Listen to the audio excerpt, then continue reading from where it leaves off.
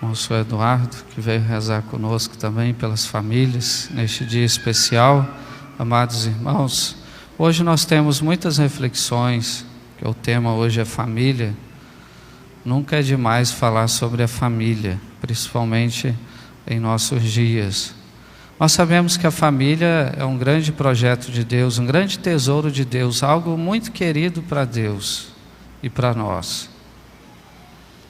No Natal, há pouco tempo, nós refletimos nisto. Jesus quis trazer a salvação por meio de uma família. No presépio, nós encontramos uma família, Nossa Senhora, São José e o menino.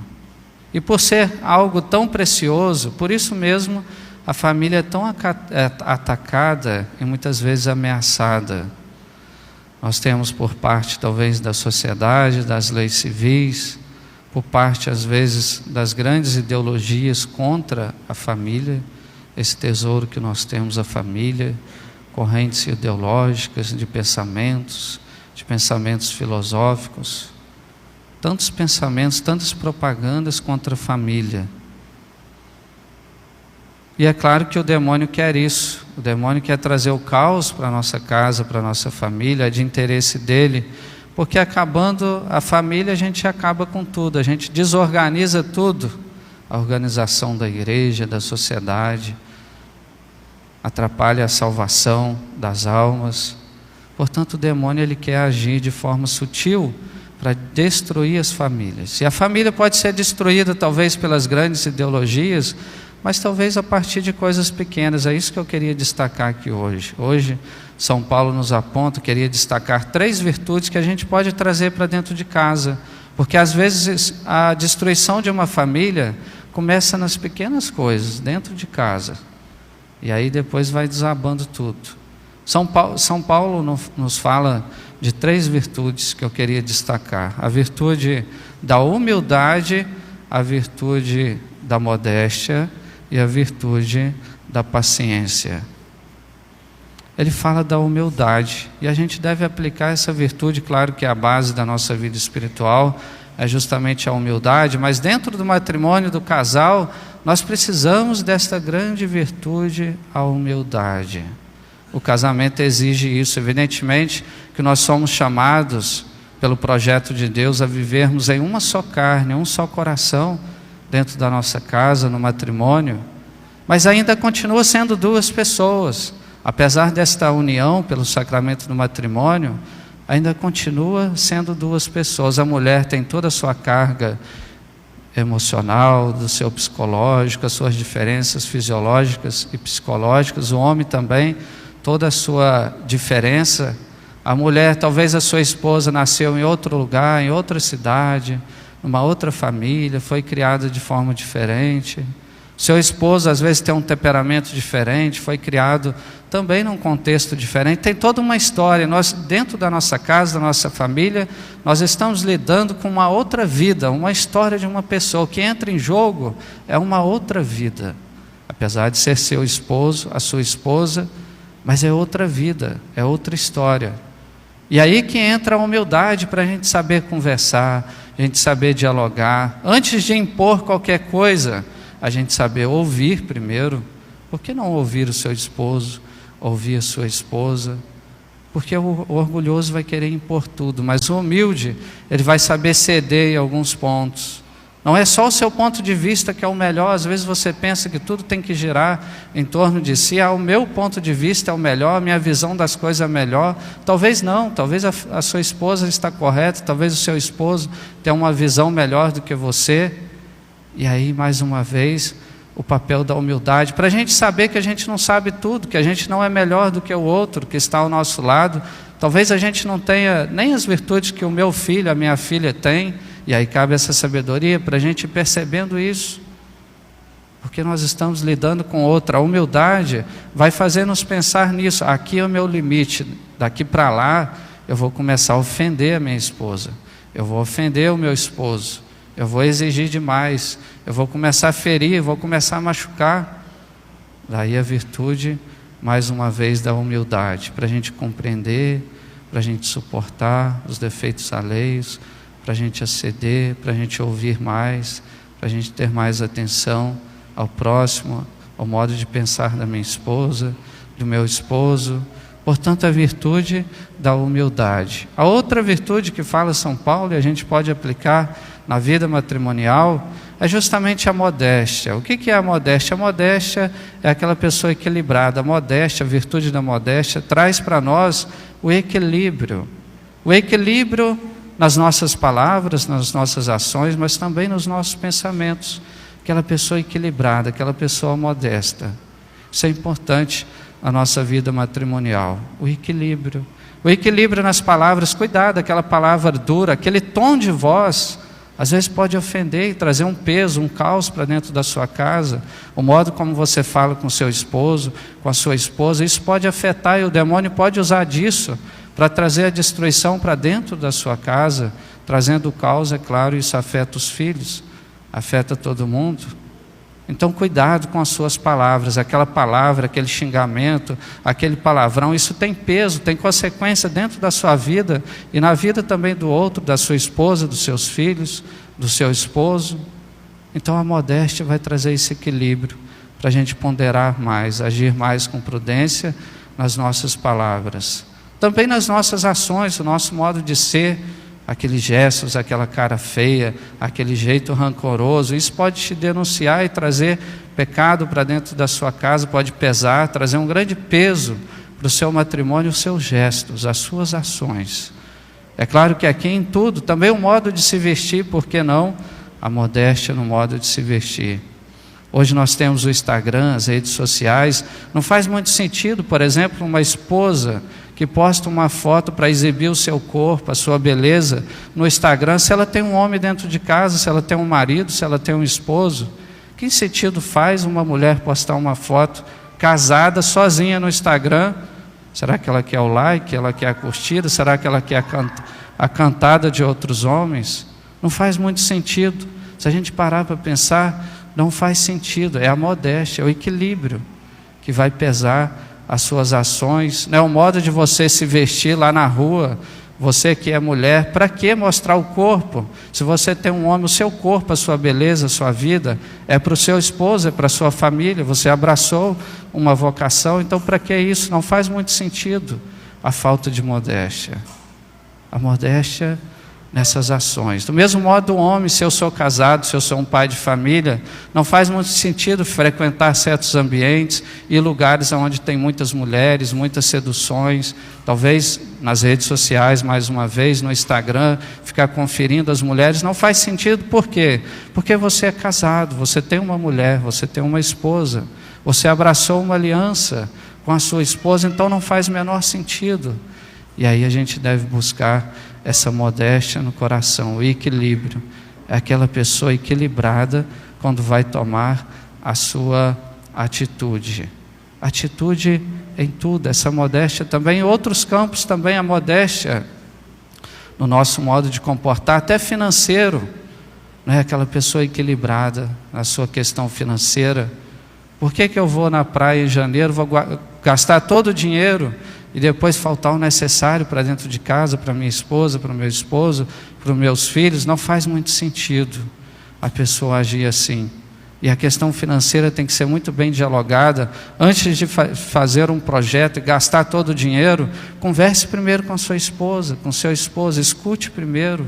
Escute uma pessoa que entenda melhor de questão do dinheiro, da questão financeira, dos seus projetos. Isso é modéstia, isso é uma pessoa equilibrada, que vai ponderando.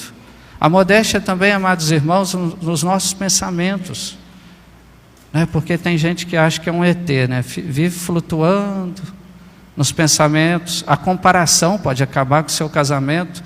Ah, se eu tivesse aquele esposo, se eu tivesse aquela mulher, se eu tivesse aquela casa, se eu tivesse como aquela pessoa que postou lá no Instagram. A comparação destrói o seu casamento, vai trazer ruína para o seu casamento. Você tem o esposo que Deus te deu, a esposa que Deus te deu, a família que Deus te deu, os bens que Deus te deu. Então pare de fazer comparações. O demônio quer isso, que você fique comparando, viajando nas fantasias, no mundo dos ETs, e aí você tira o pé do chão quando vê acabou o casamento, porque você está vivendo mais uma vida virtual de fantasias do que a realidade. E nós sabemos que a realidade importa para nós. A nossa vida, o nosso planeta é aqui. É uma família, é um esposo, é uma esposa que tem os seus problemas, que tem os seus defeitos. E nós sabemos que a vida não são flores, nós temos uma vida muito complexa, e aí nós temos que encarar de frente os nossos desafios. Se tem um esposo que tem os seus defeitos, vamos conversar, vamos tentar crescer nas virtudes, vamos dialogar, vamos encarar de frente, e não chutar o balde de qualquer maneira, porque o meu pensamento está flutuando, estou em outro planeta. Estou imaginando aquelas fotos lindas no Instagram, aquela vida que é tudo fake news, que é tudo mentira, e aí fico fazendo comparações, imaginando que do outro lado do pasto sempre a grama é mais verde, quando vê acaba com o meu casamento. Porque eu não encarei os problemas de frente, porque eu não tive pé no chão, porque eu dei demais corda para os pensamentos. Eu não fui modesto, não tive modéstia nos meus pensamentos, não fui uma pessoa equilibrada nos meus pensamentos. Então, como que é importante essa virtude da modéstia? E a outra virtude que São Paulo nos fala é justamente a virtude da paciência, talvez a mais difícil, porque nós vivemos, eu diria, a doença do século, do nosso tempo, é a ansiedade. Todo mundo quer resolver de forma rápida, de forma muito fácil as coisas, e nós sabemos que não é assim. Não é igual na IA, na inteligência artificial, no Google, você vai lá, pesquisa, resolve rapidinho, você sabe tudo. No celular a gente tem tudo que tem, e às vezes a gente exige do esposo ou da esposa que seja assim. Seu esposo não é um celular, sua esposa não é um celular, ele tem uma história por trás, tem um temperamento, tem uma carga de vida, tem o peso do dia, do cansaço, a vida é complexa. Então exige de nós doação, essa paciência, de saber esperar, para crescer numa virtude, para superar um problema. Talvez lá no mundo dos ETs é fácil resolver, eles já têm a tecnologia, mas aqui não. No mundo do ser humano nós temos problemas, nós temos desafios, e requer muita escuta, diálogo, aprendizado, conhecimento. Devemos buscar a cada dia. Eu não sou pronto para nada, e aí a paciência de saber esperar 1 ano, talvez 10 anos, talvez 30 anos, talvez 40 anos, a paciência com os filhos. Mas meu filho saiu da igreja, minha filha não é mais da igreja. Paciência, o que você vai fazer? Sair correndo? Vai se enforcar? Vai se desesperar? Reze por eles. Santa Mônica dizia que mais vale as lágrimas de uma mãe do que muitas palavras. E aí a paciência. Deus é paciente, Deus nos ensina. Somos pecadores frágeis, e no entanto, Deus é paciente, nos escuta, nos perdoa. A paciência traz isso. A paciência nos ensina a suportar o peso um dos outros, como nos ensina São Paulo, a suportar o esposo, a suportar a esposa, as dificuldades dos filhos. É a virtude da paciência. A perdoar, como nos aponta São Paulo. Mas se temos uma briga dentro de casa, resolva até a noite, durma em paz, peça desculpa ao seu esposo, à sua esposa. É a paciência que vai nos levar a perdoar, a conversar, a sentar, a se dialogar. Então busque essa virtude. O mundo nada para o outro lado, o lado da ansiedade, da compulsividade, daquilo que por qualquer coisinha chuta o balde. Mas nós temos essa virtude que vem de Deus, que é a paciência, de saber esperar, para a gente resolver os problemas, encarando os nossos problemas de frente, mas com muita paciência no coração. E evidentemente, amados irmãos, nós vamos viver tudo isso e ter essas virtudes à medida que nós buscarmos a caridade de Cristo. São Paulo nos fala, acima de tudo, tenhamos a caridade. A caridade aqui eu poderia aplicar no amor ágape, esse amor verdadeiro que deve brilhar dentro da vida matrimonial, o amor ágape. Esse amor não é nosso, não vem das nossas forças. Nós precisamos daqui, do altar, da Eucaristia, de Jesus. É aqui que nós vamos encontrar esse amor que vai acabando com as barreiras, esse amor que vai além das aparências, além dos defeitos alheios do seu esposo, da sua esposa, esse amor que faz superar tudo, que faz ir além e faz chegar até o fim da nossa vida aqui na terra. Esse amor de Cristo. Jesus veio nesta terra e se encarnou para casar com a igreja, E como que ele se casou? Se entregando, se doando totalmente, entregou a sua vida pela sua esposa, que somos nós, a igreja, derramando o seu sangue. Aqui está o sentido do matrimônio, uma entrega à sua esposa, a seu esposo, como dizia Santa Jeana, na sua vida matrimonial, nas suas dificuldades. O amor entre o esposo e a esposa tem que ser vivido de forma diária, no sacrifício de cada dia, na doação de cada dia. É assim que Jesus fez pela sua esposa, assim que ele fez para a igreja. Olhemos, busquemos na igreja esse amor maior, esse amor ágape. As mulheres, olhemos para Nossa Senhora, a mãe serena, a mãe que acredita, a mãe que é paciente, a mãe que confia, a mãe que foi até o fim, com Jesus também no Calvário. Os homens, olhemos para São José, o pai responsável, o pai prudente, o pai que trabalhava de forma simples, mas ele sustentava e cuidava de Nossa Senhora, do menino Jesus. É aqui, na Sagrada Família, diante do altar, tendo Jesus no centro, que nós vamos encontrar esse amor ágape, para que possamos ter essas virtudes, a paciência, a humildade, a modéstia, vivendo a cada dia, aprendendo a cada dia, com seu esposo, com a sua esposa, aprendendo a ceder, aprendendo a conversar, aprendendo a ouvir, aprendendo a compartilhar, aprendendo a perdoar. Esse amor nós devemos buscar sempre na nossa oração, na nossa missa dominical, diante do altar. Vamos pedir, portanto, amados irmãos, a Sagrada Família, que possa afastar esses males da nossa vida. Hoje, na oração, o Padre rezou em latim, ele pede isso: Senhor Jesus, que consagraste a família, a tua família, pelas virtudes inefáveis, instruí-os, ou seja, trazei a instrução para nós, segundo a tua família. A instrução para nós, o nosso modelo é justamente a Sagrada Família. Olhemos sempre para a Sagrada Família. Vamos viver esse amor ágape, não aquele amor mesquinho, pequenininho, que, como diz o povo, foi bom enquanto durou. Nada disso, isso não é amor verdadeiro.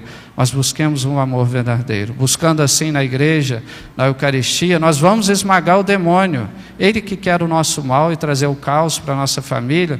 Pelo contrário, somos nós que vamos derrotar o demônio, somos nós que vamos derrotar o pecado, amando a nossa família, buscando a união, buscando o amor e abraçando esse grande projeto de Deus grandioso. É assim que nós vamos derrotar o demônio neste mundo, levando a nossa família para o céu.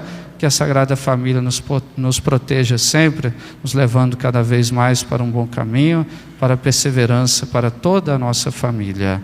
Jesus, Maria e José.